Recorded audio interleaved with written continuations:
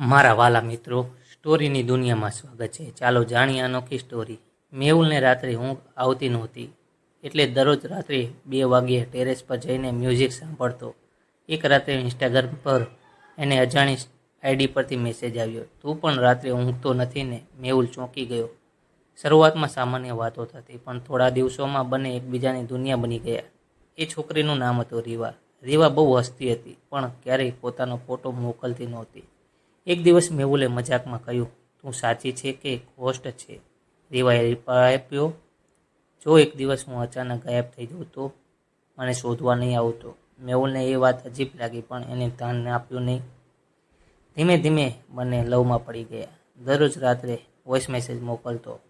રીવાનો અવાજ સાંભળતા જ વગર જ મેહુલને ઊંઘ જ ન આવતી હતી. એક રાત્રે રીવાનો વોઇસ મેસેજ આવ્યો, પણ અધૂરો હતો. મેહુલનું, હું તને કંઈક કહેવા માંગુ છું, હું કદાચ. અને મેસેજ ત્યાં જ બંધ થઈ ગયો. પછી કોઈ મેસેજ આવ્યો નહીં, કોઈ ઓનલાઈન નહીં. મેહુલ ગભરાઈ ગયો. બીજા દિવસે એણે હજારો કોલ્સ કર્યા, પણ કોઈ જવાબ નહીં. 3 દિવસ પછી અજાણ્યા નંબર પરથી મેસેજ આવ્યો. રીવાએ હવે આ દુનિયામાં નથી. મેહુલના હાથ કાપવા લાગ્યા. ખબર પડી કે રીવાને બ્રેન ટ્યુમર હતો. છેલ્લા સ્ટેજમાં પણ એ મેહુલ સાથે વાત કરતી રહી, કારણ કે એ પહેલી વખતે જ હતી જાણે બીમાર નહીં પણ ખાસ સમજતી. થોડા દિવસ પછી કુરિયર આવ્યો. અંદર એક ટેપ રેકોર્ડર હતું. મેહુલે પ્લે દબાવ્યું. રીવાનો અવાજ આવ્યો, મેહુલ, જો તું સાંભળી રહ્યો છે તો હું હારી ગઈ છું, પણ લવમાં નહીં, કારણ કે હું આખરી શ્વાસ સુધી તારી જ હતી.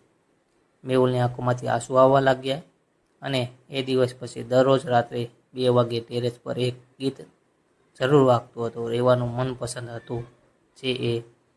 મિત્રો, સ્ટોરી સાંભળીને મજા આવી હોય તો ચેનલને સબસ્ક્રાઈબ કરજો દોસ્તો. ધન્યવાદ.